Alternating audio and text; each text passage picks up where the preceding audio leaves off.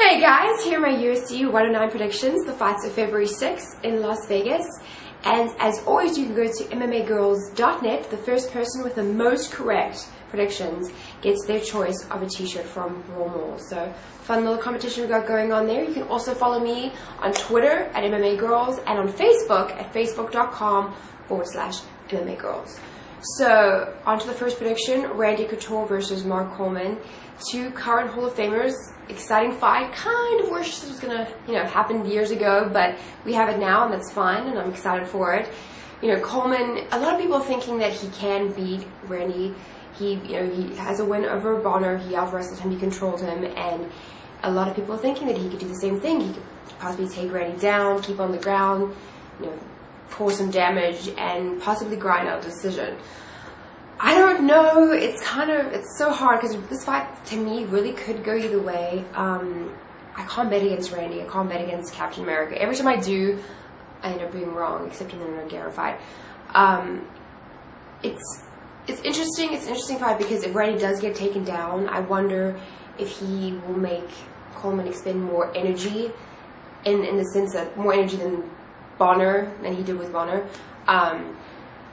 It's an interesting fight. I can't bet against Randy. I think he has the edge in the stand-up. He kind of has a very good technique with his Western style boxing. So I'm going to go with Randy by decision, but it could go either way. Coleman could get a decision as well, but I'm going to go with Randy by decision. Next prediction is Nate Marquardt versus Pierre, and Sonen's coming over a win over Yushin Okami. He controlled him. He used his wrestling, and he could do the same to Nate. I think that Sonen's hands are underrated. He has really good boxing, and he has really good fundamentals.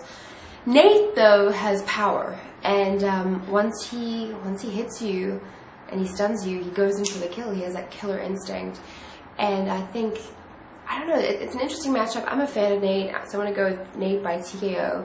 I think that he has, even though I think Sonnen has good hands, I think that Nate has the edge in the stand-up, and I think that's what's going to come into play. So I'm picking Nate by TKO. Next prediction, it's kind of crazy lighting because it's raining in LA, so I have bursts of sun and then bursts of rain, so my lighting's all screwed up. So anyway, next prediction is Mike Swick versus Paulo Thiago. This is the third AKA fighter that Thiago's fought against. The first being Koscheck. He caught Koscheck, but then he lost against Fitch. And, now he's fighting Mike, and Mike doesn't have the wrestling that Koscheck and Fitch do, but I'm sure they're giving him pointers on how to win, and he has obviously really crisp strikes, really good hands, and I was disappointed in his last fight because I picked him to win, and obviously I was disappointed, I was sad, but I think, there's so much pressure on a fighter when you know that a title shot could potentially be on the line, you kind of fight not to lose, and I think that's what was happening. He just wasn't letting his hands go. I think in this fight, though, he is. He's going to be mad, and he's going to come back and show them that he deserves a title shot. So I'm picking Mike Swick by TKO. Okay, I'm trying a different angle. Every single shot is going to be different, thanks to California weather. Next prediction is Damian Maia versus Dan Miller, and Damian is coming off a loss to Nate Marquardt. Damian's a phenomenal jiu-jitsu guy. He submits everyone. He pulls guard, goes for a sweep, submits them. I guess the question is going to be if Dan can stop that, and if he does get a takedown, can he stay on top and avoid getting swept? Can he do some damage? That is the question. I hate betting against Dan Miller because he's really tough. He's good at wrestling. I give him the edge in the striking. And I guess also another question is whether he would use his wrestling to keep the fight standing, which I definitely think he can.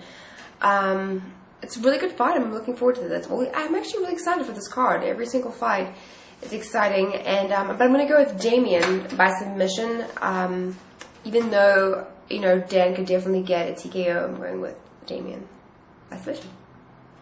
Last prediction is Frank Trigg versus Matt Serra. Serra has the jiu-jitsu, Trigg has the wrestling, and to me, with the stand-up striking, it's anyone's game. Serra's not afraid to stay in the pockets, and, Trigg, wasn't afraid to really trade with Koscheck, and I think it's, like I said, it's anyone's game. I give Trigg the advantage because with wrestling, a wrestler can decide if he can keep the fight standing or take it to the ground, and with that being said, I think that if Trigg takes Serra down, he has to be careful about, not getting submitted. And it should be an interesting fight. I'm going to go with Trig, though, by decision. Woo!